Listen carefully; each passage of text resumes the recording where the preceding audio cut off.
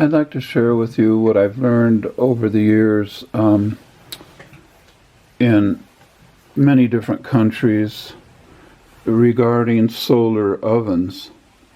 And what I've learned basically is that they do not have to be that complicated. They can be very simply built and work very effectively, especially if the utensils that are used are black.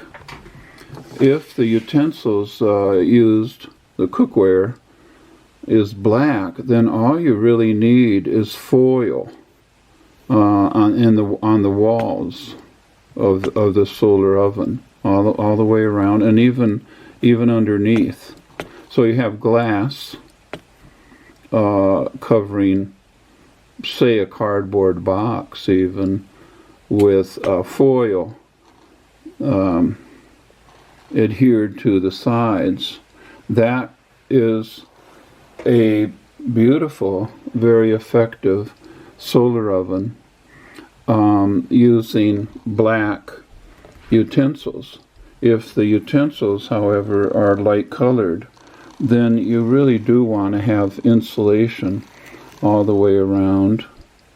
And instead of foil, you now want to have a black surface all inside this oven, so that when the sun penetrates, it's attracted to the black on the surface instead of a utensil. And so here you do need to have insulation to hold in the thermal heat from the sun. I found out that in Chile,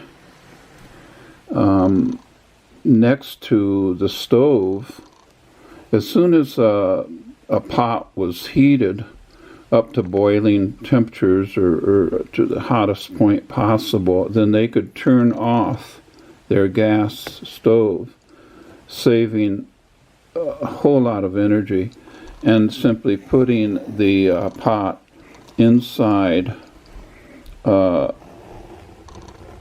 what could be a solar oven, but might simply be an insulated box in the house right next to the stove, with an insulative lid that is closed, so that the food continues to cook with its own heat. This is called a thermal oven. And so I realized that if you have black, or let's take in this case light-colored utensils, and you have this out in the sun with glass over it, then that's a solar oven that'll work quite well with black surface on the inside. With an insulative lid and foil placed on the inside of that insulative lid, then the sun will bounce off of that, and it'll increase the amount of solar gain during the day when the sun is out.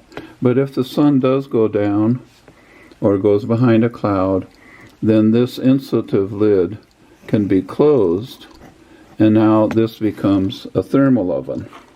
So a solar oven and a thermal oven combination works quite well with light-colored cookware. Now, if the cookware is black, then it becomes quite simple.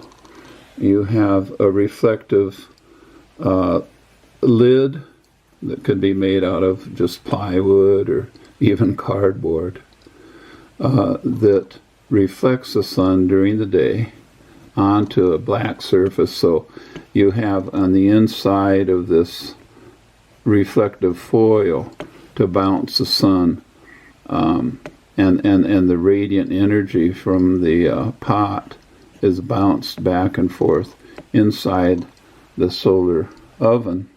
And this lid can be closed when the sun goes down, so that it becomes a thermal oven. And this works, of course, with black cookware. We found out that one layer of foil, okay, reflects 97% of radiant heat back towards the radiant surface. So 97% of the heat that has been accumulated from sunshine can be preserved simply by having foil around the black cookware.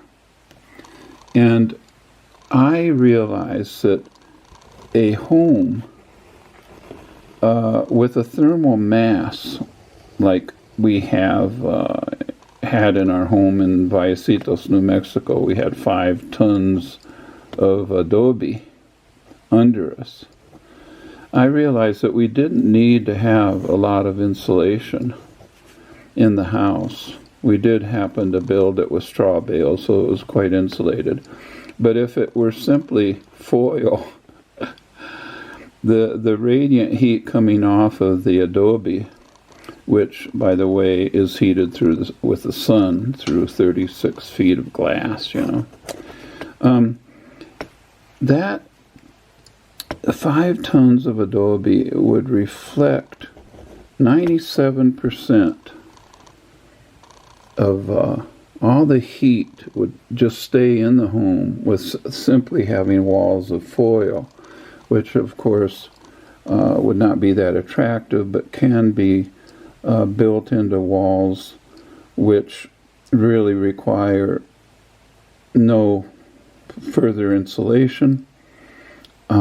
And it's something to explore, because a wall can have, say, drywall to make it look good. And as long as there's an airspace between that drywall and foil, the foil will reflect back 97% of all the radiation from within the house, from the wood heat or the adobe floor. And so theoretically a house could be built very inexpensively. The roof, of course, would be supported by posts, or in the case of a straw bale home, the roof can actually rest on the straw bales. Straw bale homes built in the 1800s have only settled half an inch with the roof on top of the straw bales. These are load-bearing straw bales, and since the 1800s have only sunk down half an inch. As long as the straw is kept dry by using stucco, cement stucco on the outside of the straw bales. I like using the wavy chicken wire and stuccoing the outside. Straw bales are put in with the straw lying horizontally, so if you look at it from the side, there are just thousands of little openings where the cement will penetrate like teeth to hold the stucco and to keep the outside of the straw impermeable from moisture. The inside of the straw is adobe, usually, for stucco, which can breathe and allow any moisture that accumulates from the atmosphere in the straw bale to release through adobe, which is not impermeable, which can breathe, and in this way keep the walls integrated and able to support an entire roof for a long time. Now I'm going to move over and take a look here on my computer at some photos of solar ovens. This is my favorite design right here. and we'll be coming back to that. Here's the one that we built for Northern New Mexico College, and you can see it's all aluminum foil for heating. Here's a thermal oven showing the insulated lid. This is in Spanish, horno termal. Here's showing the placing a piano hinge on the glass frame, then it's flipped over so that the piano hinge, it looks like this, and you can open up the glass to place food inside or remove it or whatever. And then on that glass hinge is another hinge for the lid. So I really like this design. It's very easy to use, works very well. So there's some solar ovens that I have known and thermal ovens, and as I pointed out, the combination of solar ovens and thermal ovens is I think the best way to go.